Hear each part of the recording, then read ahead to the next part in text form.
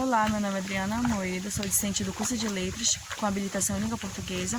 Esse vídeo é uma proposta da disciplina Literatura da Amazônia 1, que tem o objetivo de fazer uma análise de um dos contos do autor Ingles de Souza, mais especificamente do livro Contos Amazônicos, no qual eu escolhi o conto A Feiticeira para fazer essa análise. O livro se inicia com a seguinte frase: chegou a vez do velho Estevão, que falou assim. O velho Estevão, na verdade, ele é um personagem, mas que dentro da história ele vai se tornar narrador. Porque é através dele que a gente vai conhecer a história, através da sua visão, do seu pensamento. O conto, o velho Estevão, ele nos apresenta o principal personagem, que é o Tenente Antônio Souza, que ele descreve como um jovem incrédulo, um jovem que ele desdenha das crendices daquele povo. Ele fala que o jovem ele fazia medicina, só que por condições financeiras ele não pôde mais continuar no curso e veio para a cidade de Óbidos, onde ele se tornou primeiro oficial da polícia, depois, logo em seguida, ele se tornou tenente. Aí só que ele fala assim, quando ele vai descrever o Tenente Souza, ele fala assim, um jovem que não acredita das coisas, Deus que me livre dos absurdos que ele fala, ele não acredita nas encantarias amazônicas, né? Ele não acredita em feiticeira, não acredita em lobisomem, não acredita no canto no agouro, na verdade, do Acauã. O jovem fala que se ele pudesse passaria a noite inteira na frente, dentro de um cemitério, que nada aconteceria. Quando passava o enterro pela frente da casa dele, ele não se levantava. E tudo isso deixava o velho Estevão indignado, justamente pela falta de respeito desses. Ele fala dos jovens de hoje. Aí ele coloca a culpa, como vamos dizer, nos estudos. Os jovens que vão para a capital, que vão para Belém, assim como o Tenente Souza, e passam a desacreditar em tudo que os mais velhos acreditam. Ele culpa talvez esse excesso de estudos como o principal ingrediente, vamos dizer assim, do que ele acredita que os jovens estejam fazendo hoje, justamente por causa do excesso de estudos. Eles passam a desacreditar nessas encantarias, na verdade, encantarias, crendices. Até ele fica indignado que o Tenente Souza não acredita nem nas religiões, né, nos milagres e nos santos. O velho Estevão, dando continuidade na sua história, ele fala, né, desde que ele descobri esse lastimável defeito, previ que não acabaria bem, ides ver como se realizaram as minhas previsões. Ele começa a contar o que realmente aconteceu com o Tenente de Souza. Ele fala que o tenente foi à cidade de Paranamiri, onde ele teve que fazer uma diligência policial, onde ele teria que investigar e prender os acusados de um assassinato. Aí, depois que ele realizou essas tarefas, o maior fazendeiro da cidade, da comunidade, o convidou para passar uns dias na sua casa. Já na casa do fazendeiro Ribeiro, o tenente ele passou a visitar os cacuais, a conversar muito, ir nas comunidades, passar de casa em casa e escutar aquelas histórias extraordinárias, onde ele escutava, ao mesmo tempo zombava. E muito se falava naquela comunidade de uma feiticeira. E aquilo criou como é que se diz, curiosidade do tenente em conhecer essa mulher, já que ela era muito falada. Muitas pessoas, ao contar as histórias, sempre falavam nela. Aí até que um certo dia, ele passeando, ele deu de frente com essa mulher. A velha, na verdade, se chamava Maria Mucuim.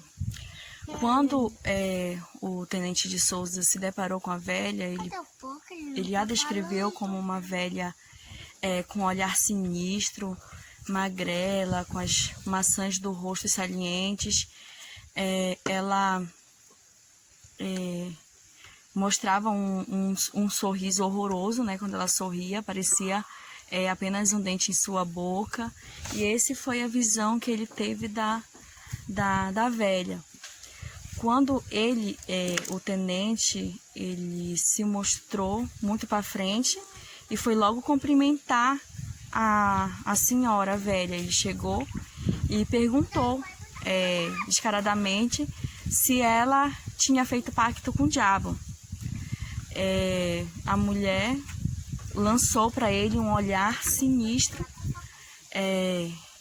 no qual ele se arrepiou. Ele se arrepiou e queria soltar um riso, só que ficou preso em sua garganta.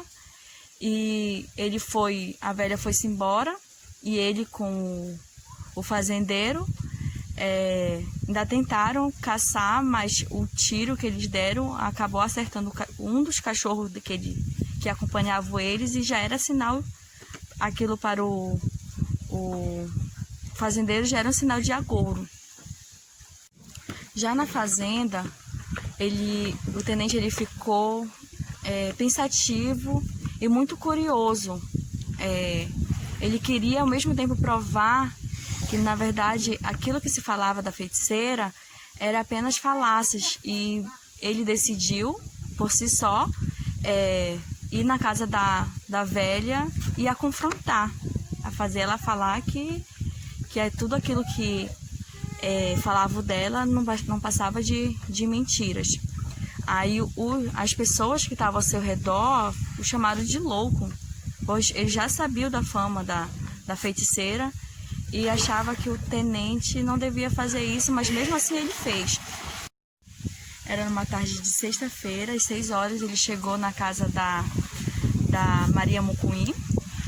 Aí ele avistou ela de longe, ela estava sentada, pensativa.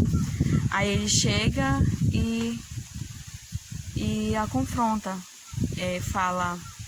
pergunta novamente se era verdade que ela tinha feito pacto com o diabo, se ela era feiticeira. E ela disse: Branco, saia fora, vai embora. Ele adentrou a casa, uma casa simples no qual ela morava, que tinha 2 compartimentos. Ela acompanha ele, só que quando ele vê uma porta, ele fica curioso e tenta entrar, só que nesse momento ela tenta o impedir, ela se lança na frente, só que ela, por ser uma velha fraca, franzina, e ele ser um jovem com porte físico maior que o dela, ela não consegue o impedir. Quando ele entra no quarto, ele se depara com três animais, um gato preto, uma coruja branca e um bode. Um bode passeava para lá e para cá como se ele fosse o dono do quarto. Aí ele olha mais para o lado, vê ossos humanos. Ele também enxerga ali umas vasilhas estranhas e tinha sangue por ali, parecia sangue humano. Aí ele se assusta, aí nesse momento os 3 animais começam a atacar ele simultaneamente, como se a Maria Mucuim tivesse ordenado aquilo, né? Aí ele tenta se defender com seu teçado, e nesse momento ele, que não acreditava em nada, ele pede ajuda para Deus livrar ele. Ele sai correndo, desesperado, totalmente assustado com o que ele tinha visto. Aí ele tem medo de olhar para trás, porque ele tem medo de olhar e se deparar de novo com um olhar assustador, demoníaco, da feiticeira. Aí ele já estava à noite, ele não tinha, estava tudo escuro, não conseguia enxergar. De vez em quando se deparava com uma árvore e caía no chão, mas mesmo assim ele saía correndo, até que ele consegue chegar de novo na fazenda na qual ele estava hospedado. Chegando lá, ele, muito cansado, se jogou na rede, perplexo do que ele tinha vivenciado. Aí ele meio que adormece. O susto foi tão grande que ele acabou adormecendo. Quando ele se espanta, o rio tinha tomado conta já, estava adentrando a casa, e ele começa a chamar pelas pessoas que moravam ali. Aí, só que ninguém vinha, ele ficou, será que me abandonaram aqui? Aí o rio começa a subir, e ele começou, já não tinha mais para onde correr, teve que sair nadando. Aí nesse momento ele começa a pedir socorro, aí de repente ele escuta uma voz, e essa voz parecia com do fazendeiro. Aí ele vai ao encontro dessa voz numa montaria, numa canoa. Aí quando ele chega lá, ele se depara com a Maria Mucuim, lançando de novo para cima dele aquele olhar demoníaco, tenebroso. E nesse momento a história ela é interrompida por uma gargalhada de um dos companheiros do seu Estevão, do velho Estevão. Aí nesse momento a história ela não, digamos que ela termina, a gente não vai saber o final dessa história, porque na verdade a gente pode se deparar por causa que ali estava havendo uma roda de conversas, coisas que geralmente acontecem nos interiores dos estados amazônicos, onde essas histórias, os mitos, eles são passados de geração para geração através das contações de história. E nesse momento a gente, quem nunca foi no interior e nunca escutou histórias de curupira, de matinta, de lobisomem, e era justamente isso que estava acontecendo naquele momento. As contações de história que faz com que os mitos passem de geração para geração.